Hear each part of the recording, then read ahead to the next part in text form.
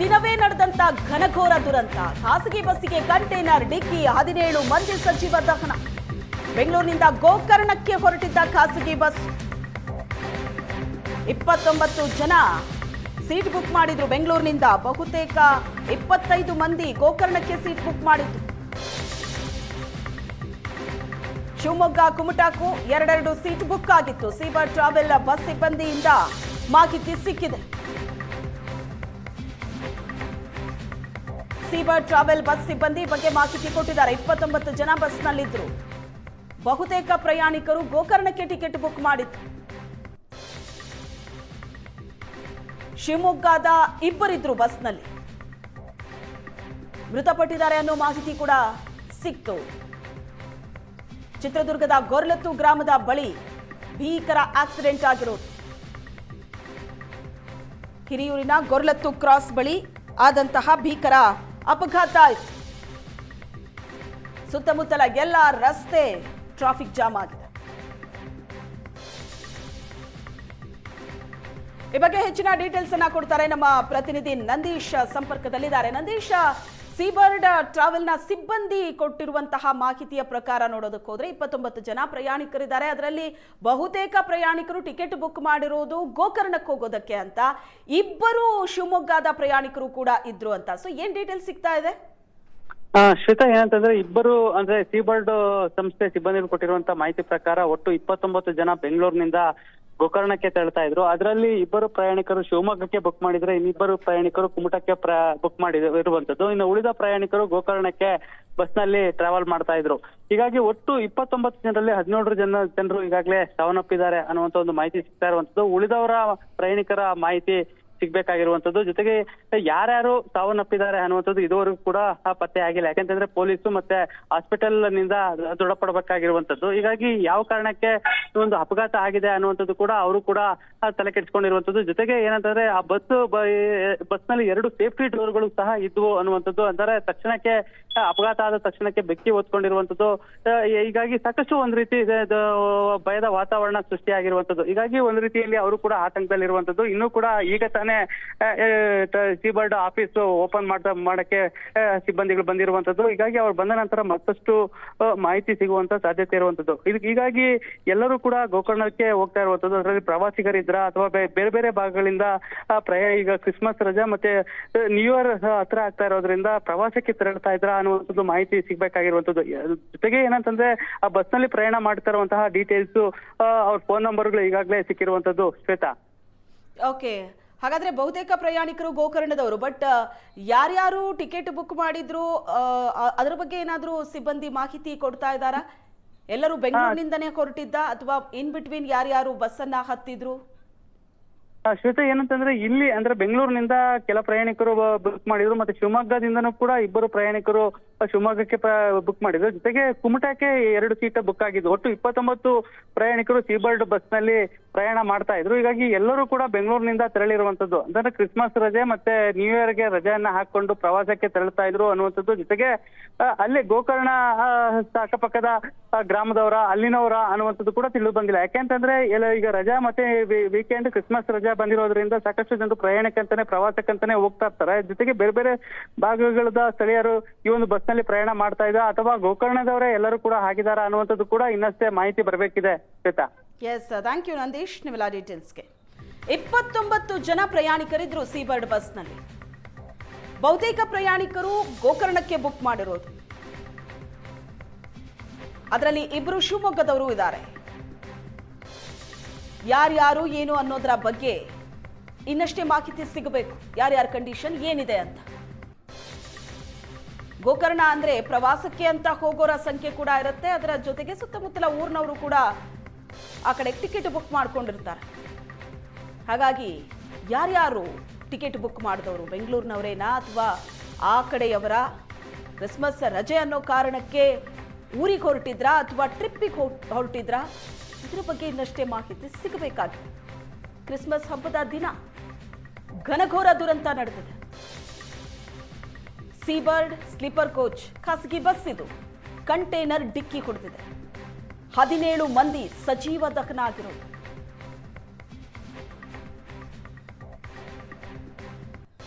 9ಕ್ಕೂ ಹೆಚ್ಚು ಮಂದಿ ಆಸ್ಪತ್ರೆ ಪಾಲಾಗಿದ್ದಾರೆ. ಗಾಯಾಳುಗಳ ಸ್ಥಿತಿ ಹೇಗಿದೆ ಅವರ ಕಂಡೀಷನ್ ಅನ್ನೋದರ ಬಗ್ಗೆ ಮಾಹಿತಿ ಸಿಗಬೇಕಾಗಿದೆ. ಬೆಂಗಳೂರಿನಿಂದ ಗೋಕರ್ಣಕ್ಕೆ ಹೊರಟಿದ್ದ ಬಸ್ ಇದು. ಶಿವಮೊಗ್ಗದಿಂದ ಸ್ಟಾಪ್ ಇರುತ್ತೆ.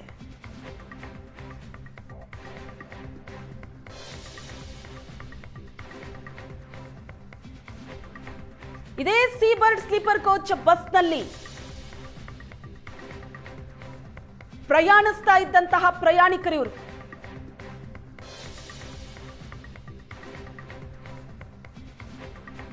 ಸೀಬರ್ಡ್ ಬಸ್ನಲ್ಲಿ ಪ್ರಯಾಣಿಸ್ತಾ ಇದ್ದಂತಹ ಪ್ರಯಾಣಿಕರು. ಕೆಲವೊಂದಷ್ಟು ಮಾಹಿತಿ ಸಿಗ್ತಾ ಇದೆ, ಅದನ್ನ ಸ್ಕ್ರೀನ್ ನಲ್ಲಿ ನೋಡ್ತಾ ಇದೆ. ಮತ್ತೊಂದಷ್ಟು ಕನ್ಫರ್ಮೇಶನ್ ಅನ್ನ ಕೊಡ್ತೀವಿ, ಯಾಕಂದ್ರೆ ಹೊತ್ತೇರ್ತಾ ಇದ್ದಂತೆ ಕೆಲವೊಂದಷ್ಟು ಮಾಹಿತಿಗಳು ಸಿಗ್ತಾ ಇದೆ. ಮೂವರ ಫೋಟೋ ಇದೆ, ಆದ್ರೆ ಮಧ್ಯದಲ್ಲಿರುವಂತಹ ರಶ್ಮಿ ಅನ್ನೋ ಯುವತಿ, ಆಕೆ ಈ ಬಸ್ನಲ್ಲಿ ಪ್ರಯಾಣಿಸ್ತಾ ಇದೆ. ಚಿತ್ರದುರ್ಗದ ಗೊರ್ಲತ್ತು ಗ್ರಾಮದ ಬಳಿ ಬಸ್ ಆಕ್ಸಿಡೆಂಟ್ ಆಗಿರೋದು. ಈ ಆಕ್ಸಿಡೆಂಟ್ ಆದಂತಹ ಬಸ್ನಲ್ಲಿ ರಶ್ಮಿ ಪ್ರಯಾಣಿಸ್ತಾ ಇದೆ. ಕ್ರಿಸ್ಮಸ್ ರಜೆ ಅಂತ ಬೇರೆ ಬೇರೆ ಕಡೆ ಟ್ರಿಪ್ಪಿಗೆ, ಟೂರಿಸ್ಟ್ ಪ್ಲೇಸ್ಗಳಿಗೆ ಪ್ಲಾನ್ ಮಾಡಿರ್ತಾರೆ. ಈಗಾಗಲೇ ಹೊರಟು ಬಿಟ್ಟಿರ್ತಾರೆ. ನಿನ್ನೆನೆ ಬೆಂಗಳೂರಿನಿಂದ ಸಿಕ್ಕಾಪಟ್ಟೆ ಟ್ರಾಫಿಕ್ ಇತ್ತು, ಯಾಕಂದ್ರೆ ಬೆಂಗಳೂರಿನಿಂದ ಬೇರೆ ಬೇರೆ ಕಡೆ ಹೋಗೋರು, ವೆಹಿಕಲ್ಗಳ ಮೂವ್ಮೆಂಟ್ ನಿನ್ನೆ ಸಿಕ್ಕಾಪಟ್ಟೆ ಇತ್ತು. ಯಾವುದೇ ಹಬ್ಬ ಬರಲಿ, ಬೆಂಗಳೂರಿನಿಂದ ಅರ್ಧಕ್ಕರ್ಧ ಜನ ಹೊರಗಡೆ ಹೋಗ್ತಾರೆ. ತಮ್ಮ ತಮ್ಮ ಊರುಗಳಿಗೆ ಹೋಗೋರ ಸಂಖ್ಯೆ ಅರ್ಧಕ್ಕರ್ಧ ಇರುತ್ತೆ. ಇನ್ನೊಂದು ಅರ್ಧಕ್ಕರ್ಧ ಜನ ರಜೆ ಇದೆ, ಎಲ್ಲಾದ್ರೂ ಹೊರಗಡೆ ಹೋಗಿ ಬರೋಣ ಅಂತ ಸುತ್ತಮುತ್ತಲ ಟೂರಿಸ್ಟ್ ಪ್ಲೇಸ್, ಅದು ಮಡಿಕೇರಿ, ಸಕಲೇಶ್ಪುರ, ಹಾಸನ ಕಡೆ, ಇನ್ನು ಗೋಕರ್ಣ, ಸಮುದ್ರ ತೀರ ಇಷ್ಟಪಡೋರು ಆ ಕಡೆ ಮುಖ ಮಾಡ್ತಾರೆ. ಗೊತ್ತಾಗಬೇಕಾಗಿದೆ ಈಗ ಈ 29 ಪ್ರಯಾಣಿಕರಲ್ಲಿ ಊರಿಗೆ ಹೋದವ್ರು ಯಾರು, ಪ್ರವಾಸಕ್ಕೆ ಅಂತ ಹೋದವ್ರು ಯಾರು, ಇನ್ನಷ್ಟೇ ಗೊತ್ತಾಗುತ್ತೆ. ಇದೇ ಸೀಬರ್ಡ್ ಬಸ್ನಲ್ಲಿ ರಶ್ಮಿ ಪ್ರಯಾಣಿಸ್ತಾ ಇದ್ರು. ಸಿಕ್ಕಿರೋ ಮಾಹಿತಿ ಪ್ರಕಾರ ರಶ್ಮಿ ಮೃತಪಟ್ಟಿದ್ದಾರೆ. ಮಧ್ಯದಲ್ಲಿರುವಂತಹ ಯುವತಿ ರಶ್ಮಿ, ಆಕೆಯ ಹೆಸರು. ಮಾಹಿತಿ ಪ್ರಕಾರ ಮೃತಪಟ್ಟಿದ್ದಾರಂತೆ. 17ಕ್ಕೂ ಹೆಚ್ಚು ಮಂದಿ ಸಜೀವ ದಹನ ಆಗಿರೋದು ಖಾಸಗಿ ಬಸ್ನಲ್ಲಿರೋರು. ಖಾಸಗಿ ಬಸ್ ಸೀಬರ್ಡ್, ಈ ಬಸ್ಸಿನ ಓನರ್ ಕೊಟ್ಟ ಮಾಹಿತಿ ಪ್ರಕಾರ 29 ಜನ ಬಸ್ನಲ್ಲಿದ್ರು. 16 ಜನರ ಗುರುತು ಗೊತ್ತಾಗಿದೆ ನಮಗೆ ಅಂತ. ಆದ್ರೆ ಇನ್ನುಳಿದಂತೆ 12 ಜನರ ಬಗ್ಗೆ ಮಾಹಿತಿ ಹಾಗಾದ್ರೆ ಸೀಬರ್ಡ್ ಸಂಸ್ಥೆ ಕಲೆ ಹಾಕಬೇಕಾಗಿದೆ.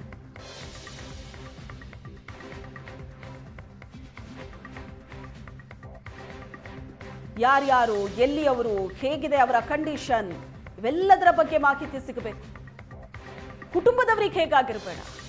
ತಮ್ಮವರು ಈ ತರ ಸೀಬರ್ಡ್ ಬಸ್ ಹತ್ತಿದ್ದಾರೆ, ಗೋಕರ್ಣಕ್ಕೆ ಹೋಗ್ತಿದ್ದಾರೆ, ಶಿವಮೊಗ್ಗಕ್ಕೆ ಹೋಗ್ತಿದ್ದಾರೆ, ಅಥವಾ ಶಿವಮೊಗ್ಗದಲ್ಲಿರೋರು ತಮ್ಮ ಕುಟುಂಬದವ್ರು ಮನೆಗೆ ಬರ್ತಿದ್ದಾರೆ, ಬೆಂಗಳೂರಿನಲ್ಲಿ ಕೆಲಸ ಮಾಡ್ತಿರ್ತಾರೆ, ಬೆಂಗಳೂರಿನಲ್ಲಿ ಓದ್ತಿರ್ತಾರೆ, 4 ದಿನ ರಜೆ ಇದೆ, ಬರ್ತಿದ್ದಾರೆ ಮನೆಗೆ ಅಂತ ಈಗ ಗೊತ್ತಾಗಿರುತ್ತೆ. ಬಸ್ನಲ್ಲಿ ಬರ್ತಿದ್ದಾರೆ ಅಂತ ಅಂದ್ರೆ ಮಧ್ಯರಾತ್ರಿ ಎದ್ದು ಯಾರು ಕೂಡ ಕಾಲ್ ಮಾಡ್ತಿರಲ್ಲ. ರಾತ್ರಿ ಹೊರಟಾಗ ಕಾಲ್ ಮಾಡ್ತಾರೆ, ಹೊರಟಿದ್ದೀನಿ, ಬೆಳಿಗ್ಗೆ ಬರ್ತೀನಿ ಅಂತ. ಈಗ ಗೊತ್ತಾಗಿರುತ್ತೆ ಒಂದು 6 ಗಂಟೆ ನಂತರ.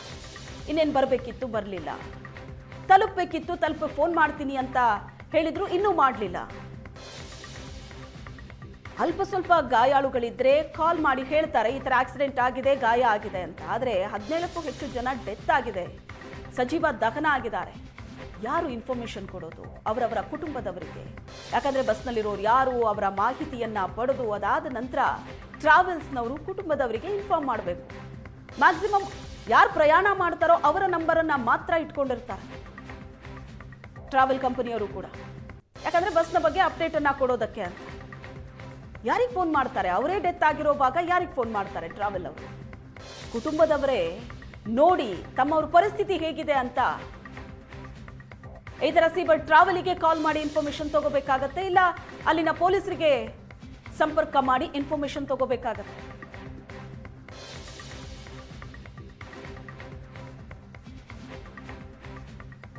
ಖಾಸಗಿ ಬಸ್ನಲ್ಲಿದ್ದ 29 ಜನ, ಅದರಲ್ಲಿ 17 ಜನ ಮೃತಪಟ್ಟಿದ್ದಾರೆ, ಸಜೀವ ದಹನ. ಇನ್ನು 12 ಜನರ ಪರಿಸ್ಥಿತಿ ಏನು ಎತ್ತ ಗೊತ್ತಾಗಬೇಕಾಗಿದೆ. ಅದರ ಜೊತೆಗೆ 17 ಜನ ಮಾತ್ರ ಸಜೀವ ದಹನ ಆಗಿರೋದಾ ಅಥವಾ ಅದಕ್ಕೆ ಇನ್ನೊಂದಷ್ಟು ನಂಬರ್ಸ್ ಆಡ್ ಆಗ್ತಾ ಇದೆಯಾ ಅದು ಕೂಡ ಗೊತ್ತಾಗಬೇಕಾಗಿದೆ.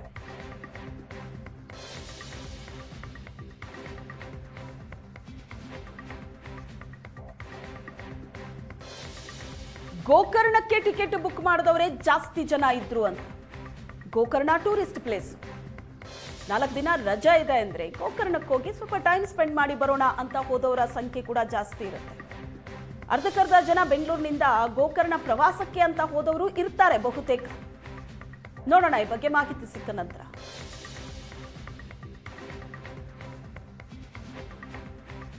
ಇನ್ನು ಕೆಲವರು ರಜಾ ಇದೆ ಅಂತ ಊರ್ ಕಡೆ ಹೋಗೋರು ಕೂಡ ಇರ್ತಾರೆ.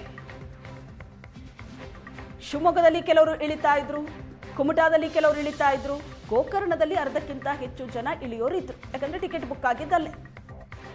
ಆದರೆ ಚಿತ್ರದುರ್ಗದ ಬಳಿ ಆಕ್ಸಿಡೆಂಟ್ ಆಗಿರೋದು. ಚಿತ್ರದುರ್ಗದಿಂದ ಶಿವಮೊಗ್ಗ ಸುಮಾರು ಒಂದು 2 ತಾಸಿನ ಜರ್ನಿ ಇದೆ, 100 ಕಿಲೋಮೀಟರ್ ಇದೆ. ಅಲ್ಲಿಂದ ಗೋಕರ್ಣ.